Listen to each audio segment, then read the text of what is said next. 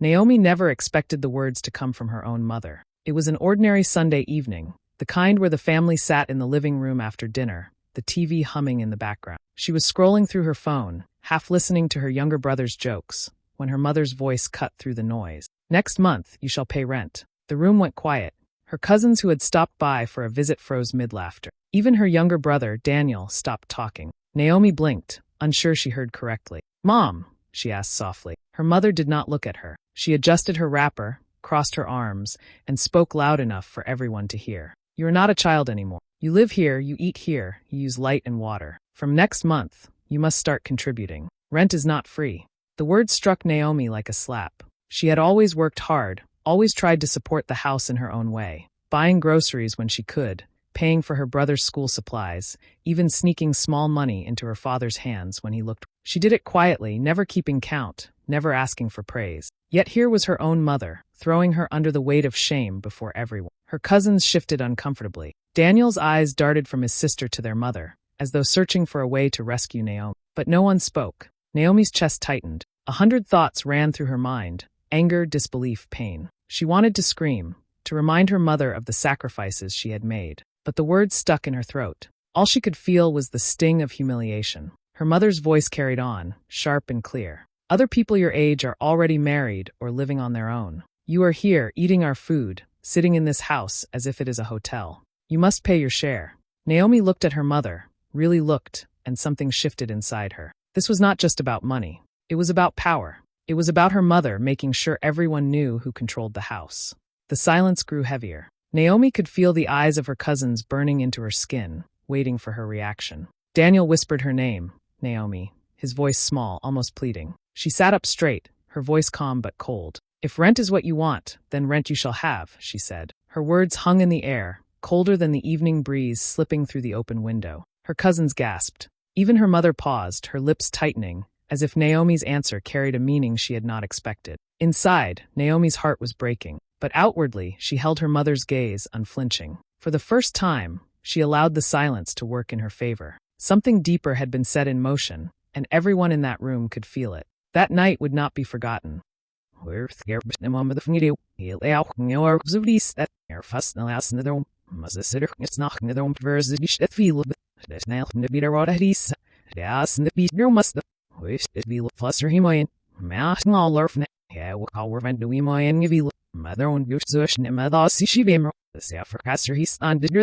Hier fiebs dien upside he's loyal nieuws de paarslaffies. Snemom elkernit. Ik hoor jelle final first sush Laura das leid.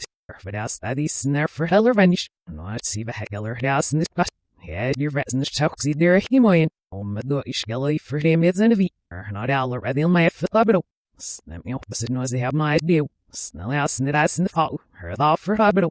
I nice dabro. Het dacht ze wat like het capsule fit nem ich lief het ngevil vergis de verstands de net beneden alwish aller het all of other always durthing kaun see nislim no erng mas de sitter very fat op bang gewne damage what no without side den sen help them we roms seeps no erng vahne damage wish al nas nem op was er skip floors wish feels as a way night auch so sahen stand mir de werper da himoyen lights Nesh dupsing it the no we beam givil mother lops the dash see my and which best there was it been it nyash for that snil fear give the shisha say me refdo ishnama so and eat the ishnama fame my and yammer wish be that's there were had your fast time give me soon so I'll wonder with say by in the lower on the rhythm see the hill so I had left in the fall man the nest I thought them doesn't she was knocker what's Snare wishing a name the rhythm say for cast was your fat one animal her van zushneel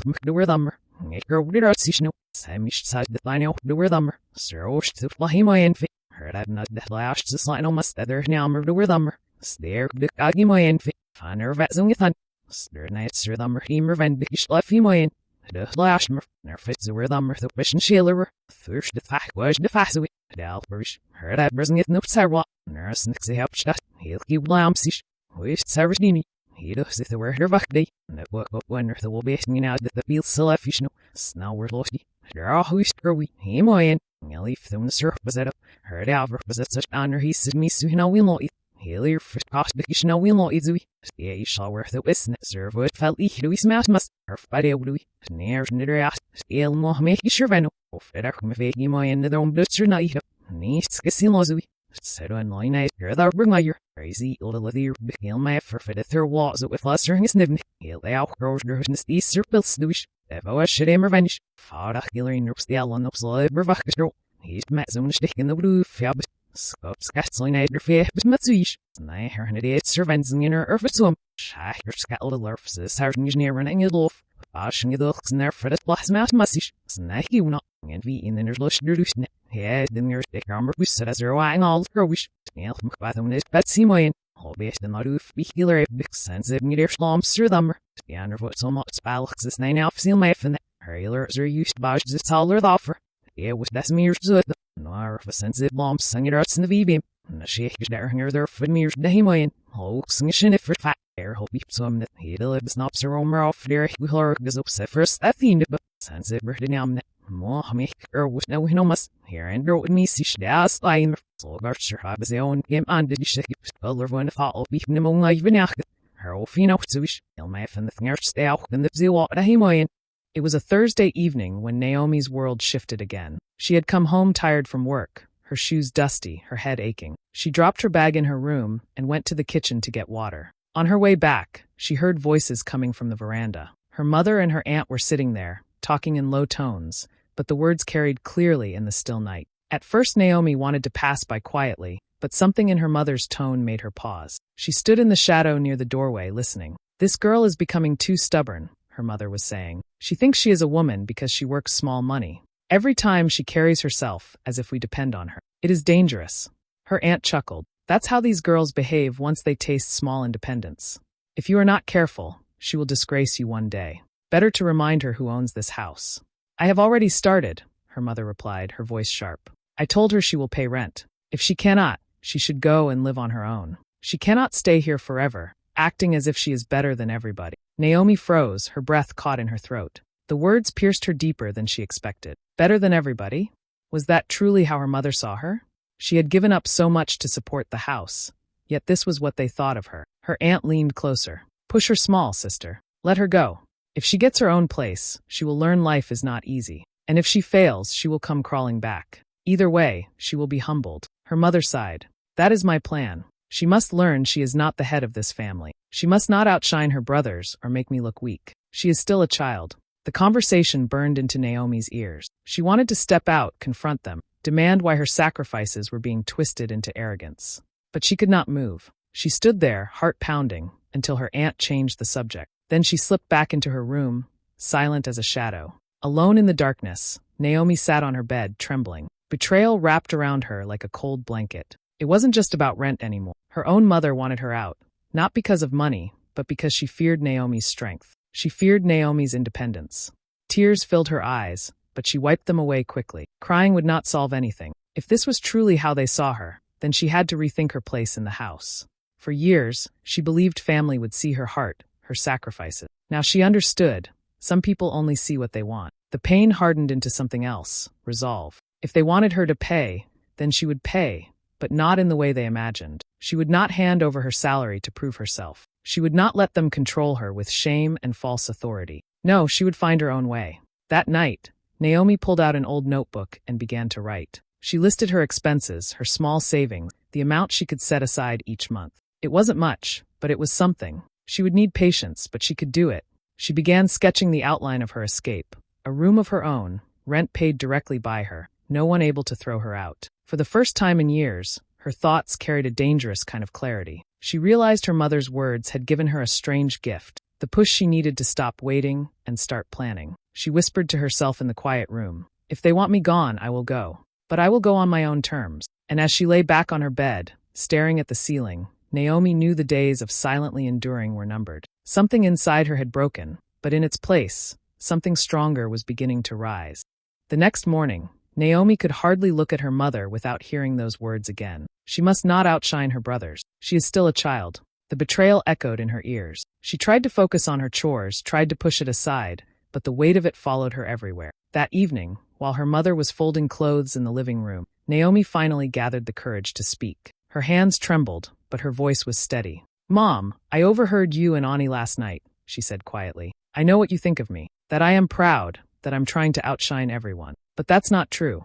All I have ever done is help this family." Her mother's face darkened immediately. She dropped the cloth she was folding and glared at Naomi. "So now you are eavesdropping on me? Is that what you do, hiding behind doors like a thief?" "That's not the point," Naomi pressed, her voice breaking slightly. "I've worked, I've sacrificed, I've given everything I can. Yet you still treat me like a burden. Do you even see me, Mom? Do you even know how much I've done for this house?" Her mother's lips tightened. "What have you done that is so great? You think buying small groceries makes you a savior? You think paying for ordinary textbooks makes you a parent? Let me remind you, Naomi, this is my house. Without me, you wouldn't even be standing here." The words stung like fire. Naomi's chest rose and fell rapidly, anger mixing with sorrow. But she realized then that no explanation would ever satisfy her mother. It was not about the truth. It was about control. The tension did not end there. Slowly, the whole family began to split into sides. Her elder sister, Ada, stood firmly with their mother. Ada repeated their mother's words, saying Naomi had grown too bold and needed to be humbled. But Daniel, her younger brother, defended Naomi whenever he could. "She's the one keeping this family afloat," Daniel argued one evening when the conversation turned sour at the dinner table. "You all act like you don't know, but half of what we eat comes from her money. Why do you treat her like she owes more?" "Shut your mouth," their mother snapped. "Don't speak where adults are talking. You're beginning to sound like her, disrespectful." Dinner became a war zone. What used to be small chatter over rice and stew turned into arguments, whispered accusations, and silence so heavy it felt like stones pressing on Naomi's chest. Sometimes she didn't even bother sitting with. She ate alone in her room, telling herself it was better than choking on words she couldn't say. Yet even in the chaos, Naomi kept her plan alive. She cut back on small pleasures, saving every naira she could. She stopped taking buses sometimes, choosing to walk long distances to save transport money. She accepted extra tutoring sessions, even when her eyes burned from exhaustion. Every coin went into a small metal box hidden beneath her clothes. Each time she dropped money inside, she whispered to herself, "This is for freedom." But the more she tried to hold her head high, the more her mother seemed determined to break her. There were sharp comments in front of relatives. "Naomi thinks she is better than us because she earns her own money." There were cold silences when Naomi greeted her in the morning, met with only a shrug. Sometimes there were cutting questions. "So when will you get married? Or will you stay here forever, disturbing us?" The abuse wasn't loud enough for outsiders to call it abuse. It was quieter, sharper, like knives carefully pressed against her skin. And it wore her down piece by piece. One night, after another argument at dinner, Naomi locked herself in her room and broke down. Daniel knocked on her door softly. "Naomi, please open," he begged. She wiped her tears quickly and opened the door. Daniel stepped in, his face worried. "You can't keep letting them talk to you like this. You deserve better. I hate watching this happen to you." Naomi pulled him into a hug. "I'm trying, Danny," she whispered, "but you know I can't leave you here. You're the only one who understands me." His voice cracked as he replied, "I'll be fine. You need to think of yourself too." Those words stayed with her long after Daniel left her. For the first time, she allowed herself to believe that maybe it wasn't selfish to want peace. Maybe leaving wasn't betrayal, it was survival. Still, the battles continued. Her mother became sharper, Ada more hostile. Sometimes Naomi felt like she was living in a house that was no longer hers, walking on eggshells, waiting for the next attack. Yet inside her heart, something steady was building. Every insult, every cruel word, every cold look only added fuel to her quiet fire. The box of savings under her clothes grew heavier each week. She didn't tell anyone, not even Daniel, how close she was getting. And though the abuse hurt deeply, Naomi found herself clinging to one clear thought. If they want me to pay rent, I will. But not in this house. Never again in this house. The confrontation came on a Sunday when the house was full. Uncles, aunties, cousins, all gathered for a family meeting. The sitting room was crowded, laughter and chatter filling the air as people ate and drank. Naomi tried to stay quiet, sitting in a corner with Daniel, but she knew from her mother's stiff posture that something was brewing. It started casually. One of her uncles asked how the family was managing with expenses. Naomi's mother leaned forward, her voice loud and proud. "We are fine," she said. "I have been carrying this house on my shoulders, as usual. But now I have told Naomi she must pay her share. She is old enough. She has enjoyed this house for free for too long." The room grew quiet. Heads turned toward Naomi. She felt her stomach twist. Her mother's words had been sharp before, but never so public. Her aunt, the same one Naomi had overheard weeks ago, added, "Yes, that is how it should be. At her age, she should even have her own house. It is shameful to still depend on her parents." Naomi's cheeks burned. She glanced at Daniel, who shook his head slowly, his eyes pleading with her to stay calm. But her mother was not finished. She must pay rent this month, she announced, her voice firm. If she cannot, then she must pack her things and leave this house. The words cut through the air like a knife. Some relatives murmured, others looked at Naomi with pity. Ada smirked, clearly enjoying her sister's humiliation. Naomi stood slowly, her legs trembling but her voice steady. So this is what it has come to. You want me to pay rent or leave? Yes, her mother snapped, her eyes flashing. And I am saying it before everyone, so you will not pretend you did not hear me. Choose rent or the door. The room held its breath. Naomi reached down into her bag and pulled out a brown folder. Her mother frowned, confused. Naomi held it up, her eyes sweeping across the room. I already chose, she said quietly. She opened the folder and pulled out a set of documents. This is the lease agreement for my own apartment. I signed it 2 weeks ago. Next week I move out. Gasps filled the room. Her mother's eyes widened, then narrowed. What nonsense are you talking about? Naomi placed the papers on the table for everyone to see. The landlord's signature, the receipt for her first rent payment, it was all there. You wanted me to pay rent, she continued, her voice clear. I will, but not here. Never again here. The room erupted in whispers.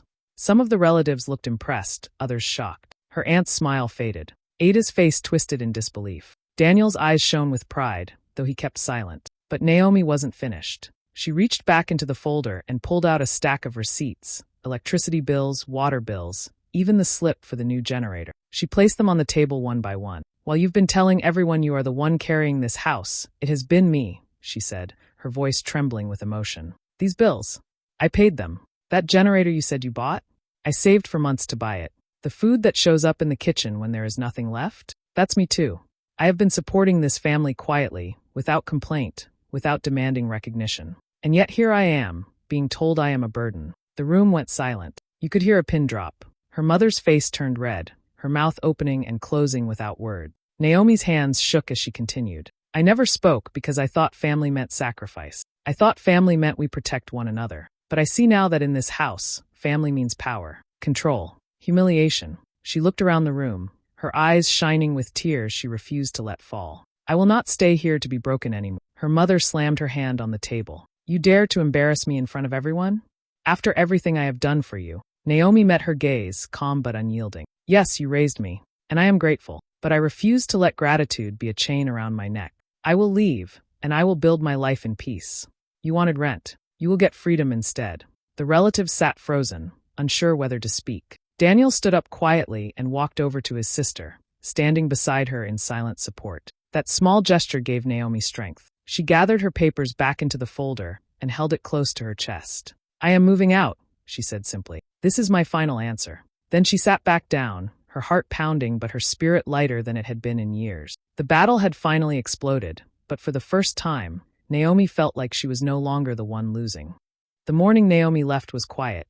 She woke up before the sun, the house still wrapped in sleep. She packed her small box carefully, just clothes, her notebooks, and the folder with her papers. She did not take much. It wasn't about things, it was about freedom. Daniel slipped into her room while she was folding the last of her clothes. His eyes were red, as if he hadn't slept. So it's really today, he whispered. Naomi nodded, her throat tight. Yes, Danny. I can't stay here any longer. He sat on the bed, staring at the floor. It won't be the same without you. Who will I talk to? Who will stay up with me when I can't sleep? Naomi knelt in front of him and held his hand. You'll be fine. You're stronger than you think. And I'm not disappearing. You can visit me anytime. My door will always be open for you. Tears slipped down his cheeks. He tried to wipe them quickly, embarrassed, but Naomi hugged him tight. For a moment, neither of them spoke. The silence said everything. When she finally pulled away, she pressed something into his hand, a small key. This is for you. My new place. Anytime you need peace, anytime you just want to breathe, you can come. Daniel looked at the key, then at her. I'll miss you, Naomi. I'll miss you too, she whispered. She carried her box out through the sitting room. Her mother was awake by then, standing by the doorway. The look on her face was unreadable, anger mixed with something softer, though quickly hidden. So you're really leaving, her mother said, her voice cold. Yes, Naomi replied simply. You think you can survive out there without this family? You'll come running back when life humbles you. Naomi paused, the weight of her box heavy in her hands. She turned to face her mother fully. Maybe life will humble me. Maybe I'll struggle. But I'd rather struggle in peace than live here in chains. Her mother's mouth tightened, but she said nothing more. Naomi walked out, her steps steady. The first days in her new apartment were strange. The room was small, the walls bare, the mattress thin. She ate plain noodles for dinner and used a bucket for bathing. But every time she locked her own door, every time she cooked her own meal without hearing complaints, she felt something she hadn't felt in years: peace. She began to heal in little ways. She decorated her window with the white curtains she once dreamed about. She bought a small second-hand desk and placed it by the window, exactly as she had imagined. She worked hard, but now when she came home tired, the space welcomed her instead of weighing her down. In the quiet, she started to hear her own thoughts again. She journaled at night, writing about her pain, her hopes, her plans. Slowly, the anger faded, replaced by strength. Of course, her mother called. The first time, Naomi ignored it. The second time, she picked up. "Come back home," her mother said flatly. "Stop pretending you can do this alone." Naomi closed her eyes, listening to the familiar tone of control. But when she spoke, her voice was calm. "I am not pretending, Mom. I am living. I am free. And I will not return to the same pain." Her mother's voice rose, but Naomi gently ended the call. She sat in the silence afterward, her heart pounding, but she did not cry. She realized then that she had truly crossed over. There was no going back. Daniel visited her a week later. When he stepped into her little apartment, he smiled. "It's small," he said, "but it feels like home." Naomi laughed softly. "That's because it is. It's mine." For the first time in a long while, Naomi felt whole. She had walked through betrayal, humiliation, and heartbreak. But standing in her own space, she knew she had found something greater than approval. She had found hers. One evening, Naomi sat by the window of her small apartment, the city lights flickering in the distance. The room was quiet except for the hum of the ceiling fan. She held her journal in her lap, but instead of writing, she simply stared outside, letting her thoughts flow. She thought about the girl she used to be, the one who stayed up late working 2 jobs, the one who carried the weight of the house without ever asking for thanks. She thought about all the times she had swallowed her pain just to keep peace, all the times she believed silence was strength. And she thought about her mother's words, sharp as knives, meant to cut her down. For so long, Naomi had let those words shape her, trap her, convince her she was less. But not anymore. She realized now that walking away was not weakness. It was courage. She did not leave because she hated her family. She left because she finally understood she had the right to love herself too. In her heart, there was no desire for revenge. She did not wish her mother pain. What she wished for was peace. For herself, for Daniel, even for the ones who hurt her. But peace could not grow in a house where love was measured in control. Peace had to be built in freedom. Naomi whispered softly to herself, almost like a prayer. Sometimes leaving is the loudest way to love yourself. The words settled in the room like music. She felt them sink deep into her chest, washing away the last of her shame. For the first time in years, Naomi did not feel small. She did not feel invisible. She felt free. And in that freedom, she knew her story was just beginning. Hey besties. Thanks for sticking with me till the end of this emotional story. Imagine sacrificing everything for family, only for your own mom to demand rent and plot against you. Painful, right? But sometimes walking away is the only way to find peace and self-respect. If you enjoyed this, please like, share, drop a comment, and subscribe for more powerful stories. See you in the next one. Bye.